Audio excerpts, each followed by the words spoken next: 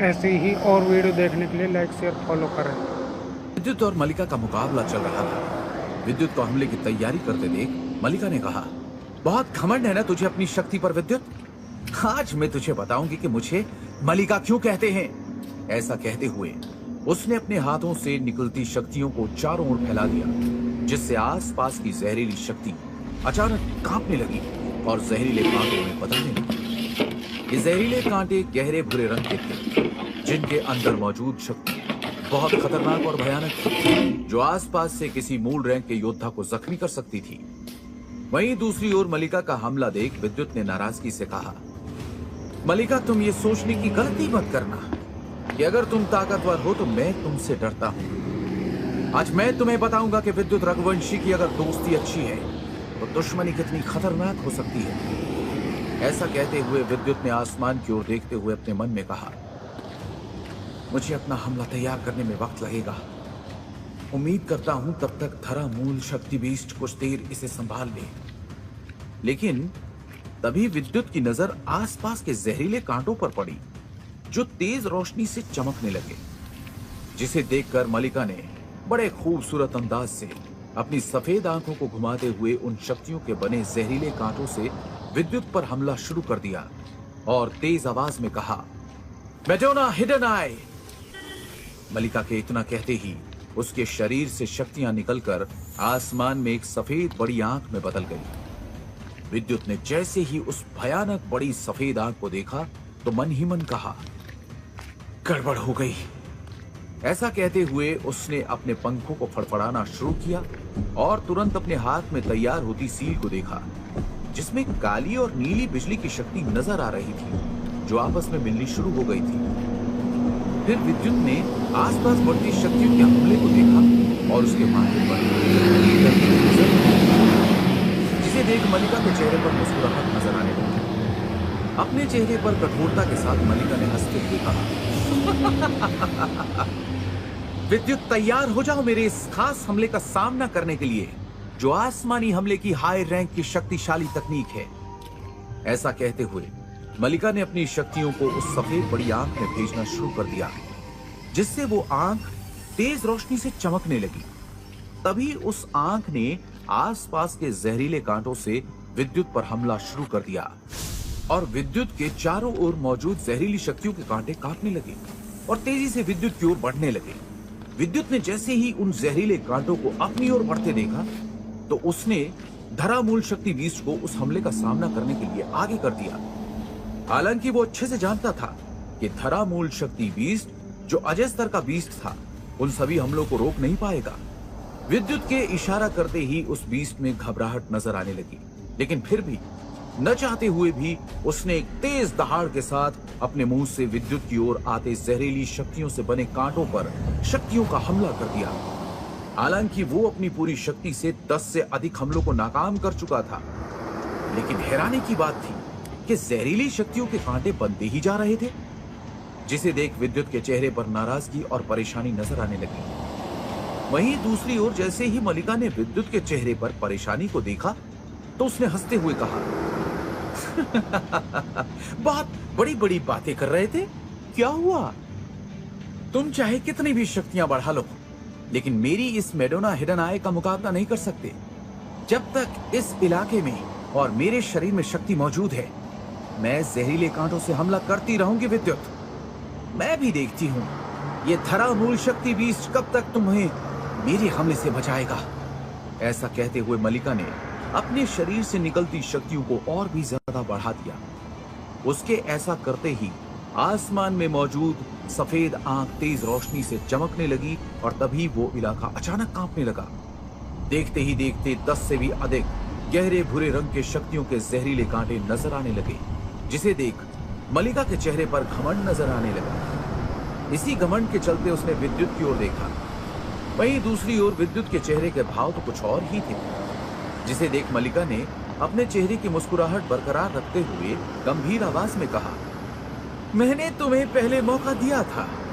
ऐसा कहते हुए उसने अपना हाथ हवा में हिलाया और 10 से भी अधिक जहरीले कांटे तेज रफ्तार से उसकी ओर बढ़ने लगे। वहीं विद्युत की ओर बढ़ते इतने सारे जहरीले कांटों को देख धरा मूल शक्ति 20 के चेहरे पर परेशानी नजर आने लगी, क्योंकि अपनी मौजूदा शक्तियों से वो इतने सारे हमलों को रोकने के काबिल नहीं था। लेकिन फिर भी उसने पीछे न हटते हुए एक बार और शक्तियों के कांटों पर अपने मुंह से शक्तियां निकालकर हमला किया। लेकिन इस बार का हमला पहले हमले से 10 गुना ताकतवर था, जिससे धरा मूल शक्ति 20 को एक जोर का झटका लगा और वो दूर जाकर गिरा। लेकिन नामो निशान तक नहीं था, जिसे देख मलिका को हैरानी हुई। लेकिन उसके लिए अब तक बहुत देर हो चुकी थी और तब तक विद्युत अपनी सील तैयार कर चुका था। फिर वो बोला, माफ करना मलिका, लेकिन मुझे तुम्हारी ये भद्दी आंखें बिल्कुल पसंद नहीं। ऐसा कहते हुए उसने अपने हाथों में तैयार सील को आगे कर दिया। उसके ऐसा करते ही आसमान में गरजते बादलों से एक तेज बिजली की लहर आकर उन कांटों से टकराई, जिससे एक छोटा धमाका हुआ, जिसे देख मलिका ने नाराजगी से कहा, इतना खुश होने की जरूरत नहीं है। और ऐसा कहते हुए उसने उस बिजली के हमले पर 20 से भी अधिक जहरीले कांटों से हमला किया। एक के बाद एक धमाके की आवाज से चारों ओर शक्तियां बिखरने लगी, जिसने बहुत से ताकतवर लोगों का ध्यान अपनी ओर खींच लिया। इन लोगों में नागिनी कबीले के बुजुर्गों के साथ पिशाच दल के लोग भी थे, जो हैरानी से अपनी आंखों के सामने चलते मुकाबले को देख रहे थे। तभी नागिनी कबीले के बुजुर्ग गीदा ने गंभीर आवाज में कहा, बुजुर्ग सुमो, ये वही लड़का है जिसने अपने हमले से नाग शक्ति कवच को तोड़ दिया था। इस लड़के की काबिलियत इसके शक्ति स्तर से बहुत ज्यादा है। हम इसे नजरअंदाज नहीं कर सकते। इसके साथ बहुत से शक्ति स्तर के योद्धा हैं। ऐसा कहते हुए नागिनी बुजुर्ग गीदा के चेहरे पर विद्युत के लिए नाराजगी थी, क्योंकि उस हार के बाद कबीले में गीदा का बहुत मजाक बनाया गया था। साथ ही उसे बहुत से गहरे जख्म भी आ गए थे, जिनसे उसके दिल में उस खतरनाक हमले का खौफ अब भी था। जैसे ही गीदा के बगल में खड़े बुजुर्ग ने ये सुना तो नाराजगी से कहा, गीदा, तुम्हें शर्म आनी चाहिए। शक्ति स्तर पर होने के बावजूद तुम ऐसे लड़के से मुकाबले में हार गए, जिसने अभी मूल स्तर तक हासिल नहीं किया। नवे नागिनी बुजुर्ग की डांट सुनकर गीदा को विद्युत पर और भी ज्यादा गुस्सा आने लगा। अपनी इसी नाराजगी के चलते गीदा ने मन ही मन कहा, लड़के, आज मैं तुझे जिंदा नहीं जाने दूंगा। और गीदा आगे बढ़ने ही वाला था कि तभी उसके कानों में एक आवाज सुनाई दी, जो 8वें बुजुर्ग होशी की थी। उन्होंने गंभीर आवाज में कहा, ठहरो, अभी ये ठीक समय नहीं है। यहाँ बहुत से ताकतवर लोग मौजूद हैं जिनकी शक्ति मेरे जितनी है। ऐसे में जब तक हम पता नहीं कर लेते कि ये किस दल से है, हम हमला नहीं कर सकते। आकाशीय गंगा जल मूल तत्व शक्ति किसी भी वक्त फूट सकती है। इसलिए बेहतर होगा अपनी नाराजगी को काबू में रखो। दूसरे बुजुर्ग ने उनकी बात से सहमति जताते हुए कहा, मैं 8वें बुजुर्ग होशी की बात से सहमत हूँ। वैसे बुजुर्ग सुमो का कहना गलत नहीं है। इस लड़के के पास धरा मूल तत्व शक्ति है। ऐसे में इसके लिए एक ताकतवर तकनीक की मदद से एक शक्ति स्तर के कवच को तोड़ना बड़ी बात नहीं है। वैसे भी इसके साथ 9 शक्ति स्तर के योद्धा हैं। अगर इस वक्त हमने हमला किया तो पिशाच दल मौके का फायदा उठाकर गंगा जल मूल तत्व को हासिल करने की कोशिश करेगा। इसलिए लीडर अदम के आने तक हम इंतजार करते हैं। वैसे भी फिलहाल के लिए मैं देखना चाहूंगा कि ये लड़का कैसे इस मलिका के हमले से बचता है। ऐसा कहते हुए 9वें और 8वें बुजुर्ग अपने सामने चलते मुकाबले को देखने लगे। वहीं जैसे ही विद्युत ने अपने हमलों से मलिका के उस हमले को नाकाम किया तो मलिका के चेहरे पर नाराजगी नजर आने लगी और इसी के साथ उसने अपने हाथों से ढेर सारी शक्तियां निकालनी शुरू कर दी, जिससे आसमान में एक बड़ी शक्तियों का बवंडर नजर आने लगा, जो देखते ही देखते 100 बड़े जहरीले भूरे रंग के कांटों में बदल गया, जो तेज रफ्तार में विद्युत की ओर बढ़ने लगे। जिसे देख विद्युत ने मुस्कुराते हुए कहा, मलिका, तुम मुकाबला हार चुकी हो। एक तुम ही नहीं हो जिसके पास आकाशीय स्तर की तकनीक है। और ऐसा कहते हुए विद्युत तेज आवाज में चिल्लाया, दोहरा हमला तकनीक, आसमानी विद्युत धमाका। ये बोलते हुए विद्युत ने अपने हाथ की सील को बदल दिया अगले ही क्षण आसमान में एक जोरदार आवाज सुनाई दी।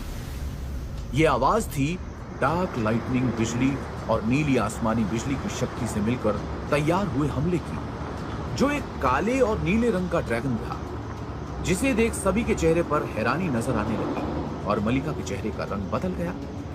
उसने परेशानी के साथ कहा, इस लड़के ने इतनी जल्दी ये हमला कैसे तैयार किया?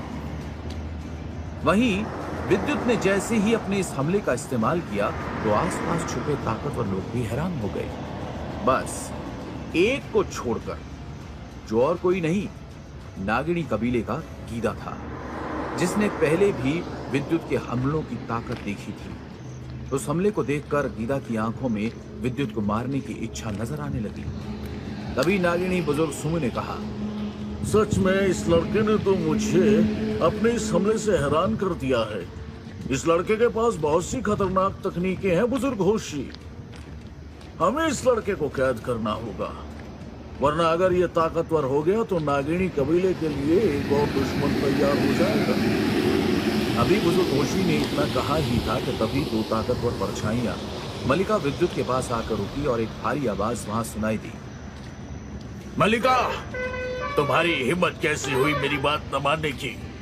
अभी के अभी इस हमले को रोको, वरना भूल जाओ कि तुम कभी महाशक्ति स्तर की योद्धा बन पाओगी। इस भयानक और नाराजगी भरी आवाज को सुनकर मलिका के चेहरे पर डर नजर आने लगा, जिसे देख मलिका ने तुरंत अपने हमले को वापस लेना शुरू किया। वहीं दूसरी ओर विद्युत एक अजय स्तर का योद्धा था, इसलिए उसे अभी शक्तियों को वापस लेना आता ही नहीं था, जिसके चलते उसके चेहरे पर परेशानी नजर आने लगी। लेकिन तभी उस धुंधली परछाई ने एक बड़ा शक्तियों का हाथ निकाल आकाश की ओर भेजा, जो उस ड्रैगन से टकराया, जिससे आसमान में एक जोरदार धमाका हुआ और चारों ओर शक्तियों की लहरें उठने लगी। तभी उस परछाई से एक जाना पहचाना इंसान आगे आकर विद्युत के पास आया, जो और कोई नहीं वैद्य नजूमी थे, जिन्होंने गंभीर आवाज में कहा, विद्युत, तुम ठीक तो हो ना? वैद्य नजूमी की बात सुनकर विद्युत ने हामी में सिर हिलाया और कुछ कहना ही चाहा कि तभी उस धुंधली परछाई में उसे एक बूढ़े आदमी का चेहरा नजर आया। वहीं दूसरी ओर जब विद्युत ने उस ताकतवर बूढ़े आदमी को देखा तो वो हैरान हो गया, क्योंकि उसके शरीर की शक्ति का विद्युत कोई अंदाजा ही नहीं लगा पा रहा था। साथ ही विद्युत को शक्ति से अंदर ही अंदर डर महसूस हो रहा था। कौन है वो ताकतवर आदमी जो वैद्य नजूमी के साथ आया है? क्या मलिका विद्युत के साथ मुकाबले से अपने कदम पीछे लेगी? क्या नागिनी कबीले के लोग विद्युत को कैद करने में कामयाब होंगे?